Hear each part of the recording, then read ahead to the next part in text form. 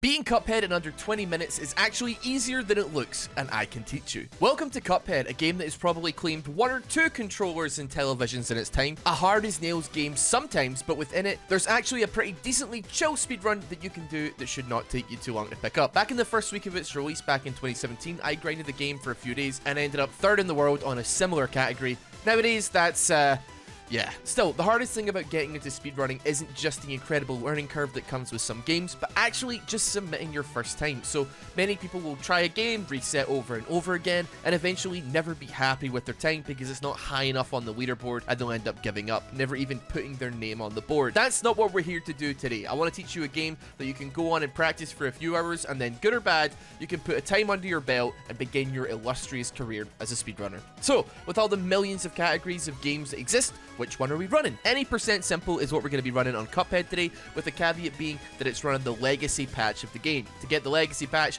just right click on Steam, go to properties, then beta, set it to legacy, and you're good to go. The difference in the simple run is that because you don't get any contracts, time will end when you enter King Dice's casino and begin the conversation with him where he's like, "Where's my contracts, bozo?" The reason for us running legacy is some things that we'll go over a little bit later in the run, but we're basically ready to start. Load times are not counted towards this run, so having the Cuphead profile on your live split will make it seem like you're going even faster too. So, we load into the game. We immediately quit to map from Elder Kettle's house, which is something you can only do on Legacy, and then we enter into the main overworld where we meet my biggest reset point of the game, this little apple boy. If you've ever played Cuphead, you might remember him being an NPC who will just give you 3 coins and send you on your way. When you're running this game dozens of times in one sitting though, he turns into an NPC who will freeze you from moving occasionally for absolutely no reason whatsoever. On the other hand, I discovered 6 years ago that sometimes when you talk to him, you can skip the entire dialogue scene altogether and just get the coins, but I've never been able to replicate it since. Regardless, with the hardest part of the run done, we move on to, thankfully, the one and only run and gun of the entire game, Forest Follies. You can grab the first coin here without climbing all the way up on the platform, but just keep dashing otherwise and try your best to collect all the coins on this one. Do some test runs of it first, just to be consistently not dying. There's a cool skip on this with the acorn maker that you can do as well if you're an expert, but for someone like me coming back to the game after half a decade, I was not consistent even when I was running the game, and certainly not anymore. It does save you a good few seconds, but in your first run, don't worry about optimizing it yet. If you were perfect on your first run, you wouldn't be able to beat your personal best and improve on your score. Once we blast through that though, we head to Porcrine's shop, buy the roundabout and the lobber weapons on the far right of the store, and it is finally on to our first boss. Make sure you've equipped both those weapons because they are the biggest reason that we run this game on Legacy patch. The thing with the original patch of Cuphead is that swapping weapons actually massively increases the fire rate of weapons that are otherwise quite slow. So make sure you set your weapon switch to a button that is not going to hurt your fingers because you're going to be using it a lot. Now with the root pack, all you need to do for the potato is jump over his projectiles, and going into phase 2 with 3 HP, you can just jump, weapon switch, and fire EX attacks at the carrot. You probably noticed that in this version of the game as well, there's no onion part of the fight. Simple tends to chop off parts of the bosses, and it means even as a beginner, you can take some of these bosses at lightning speed. Next up is Rippy and Croaks. Just make sure to dodge any boxing gloves whilst maintaining damage. Once the fireflies come out, or if they come out first, generally you can tank some of them, but if they get too close and you're not sure, feel free to blast them. Beyond that, unload as many EX moves as you can into both of them, and with enough luck, you can beat them before they even go into their second phase. No wind moves to deal with, and all because it's simple, no slot machine. Good Bill of Ground is next, and honestly, there's not that much to say about him. You can try and jump to follow him around with the damage, but mostly just lay down when he stops bouncing, keep firing, and EX him when he's going into his second phase. This is a 20-second fight that you will completely burn past with no tombstone to deal with, and you should be fine on HP. Next, we grab our playing tutorial, skipping out of it by menu exiting, and then we're on to Hildeberg. Probably one of my worst fights in the game still. Since we don't have our bombs in this fight, just keeping damage on her as much as possible is super duper essential. Beyond that, try not to stay in line of sight with her bull form, but still try and maintain damage, and then when the machine gun orb drops when she's in her Gemini form, just pray that if you're low HP, the firing doesn't start on top of you. Cagney Carnation is a fight that definitely was a bit of a gatekeeper on this part of the game, but on simple he becomes a cakewalk. You can tank hits of damage here and there, but just make sure you're keeping fire on him as long as possible and keeping as close to the edge as you can, since your wobber can miss him if you're not close enough. There's some really funny stuff you can do with Cagney on this patch as well, like if you wait for him to fire his acorns, you can dash into them on purpose and it puts him into like an animation lock.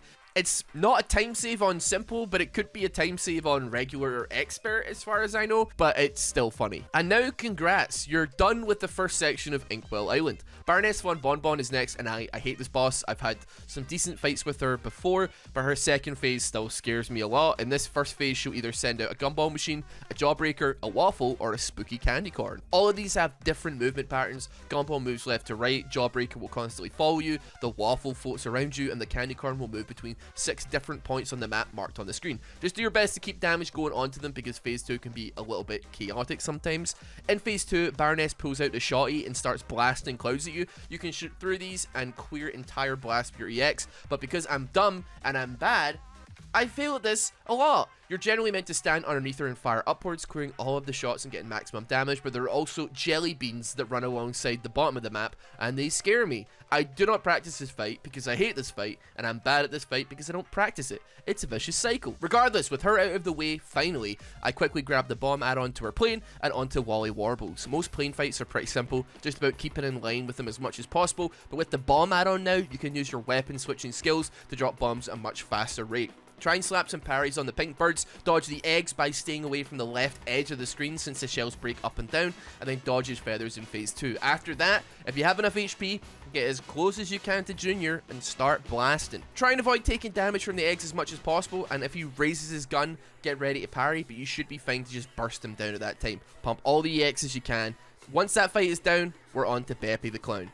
Now, Beppy the Clown can be a little bit confusing, but with no roller coaster to throw us off, just keep your distance on his bumper car a little, clearing the ducts above you, make sure you're able to jump over him. When he finishes his first phase and comes off the bumper car, his hitbox still exists off the left side of the screen, so you can grab some free hits there, then start blasting into the air as much as you can in the center of the map. After that's cleared, he'll come down on one of 2 different horses. If it's a yellow horse, duck. If it's a green horse, then just watch out from above or below yourself and keep fire on him as much as possible. Next is the final plane fight of the run, Jimmy the Great. His first phase can be a number of things. He's going to fling everything he can at you from the chest he keeps under the bed as much as possible before he goes into an auto-scroller for phase 2.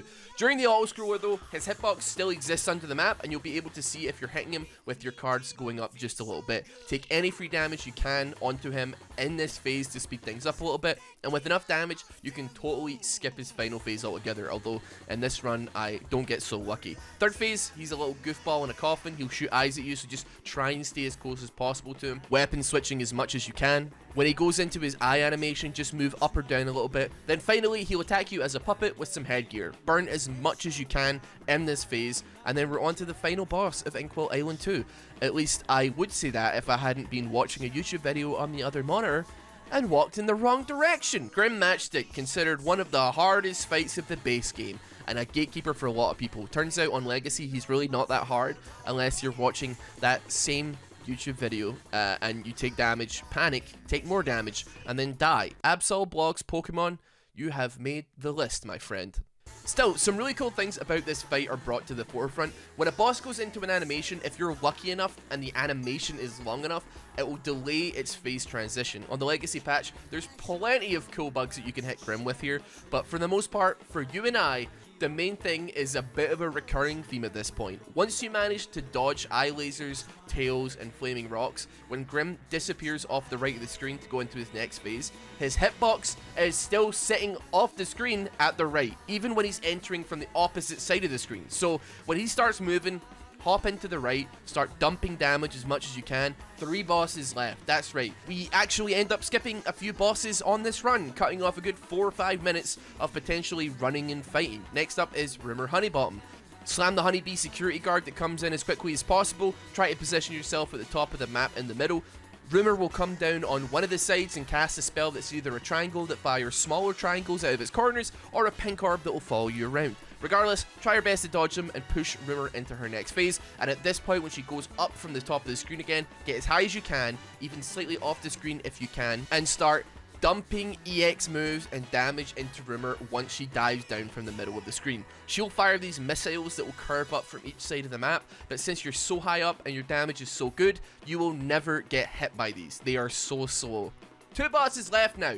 Sally Stageplate. This one is a bit of a walk in the park. She'll attempt to dive bomb you sometimes, maybe teleporting above you. Just be ready to move away And then she'll transition into a phase where babies will throw balls at you, and she'll put clockwork cars on the ground that will go around the edges of the map. These will drop down from the ceiling as well, but beyond that, it's the same as phase 1 with just some extra projectiles to keep track of. Just don't panic, because this is the hardest part of the fight. Once she transitions into phase 3, position yourself on the left side of the screen and start just firing up. She'll come down dressed as a Valkyrie and will put a meteor on the ground for you to eventually open up and parry over a tidal wave, but your damage is way too good for that, so just keep shooting, and if you have enough HP, tank the tidal wave, and now you're done. You're on to the final boss of the run, the Phantom Express. This boss has a weird feel in that you're stuck on a rail cart and you have to parry to move. However you feel though, or however safe you feel versus the first phase ghost though, he's going to fire eyeballs at you, so being in the middle or the far left will give you more than enough room to take them out whilst also doing as much damage as possible. If you just keep jumping and firing, you shouldn't have to worry about bricks being dropped on your rail cart and moving it left or right because your damage is so good.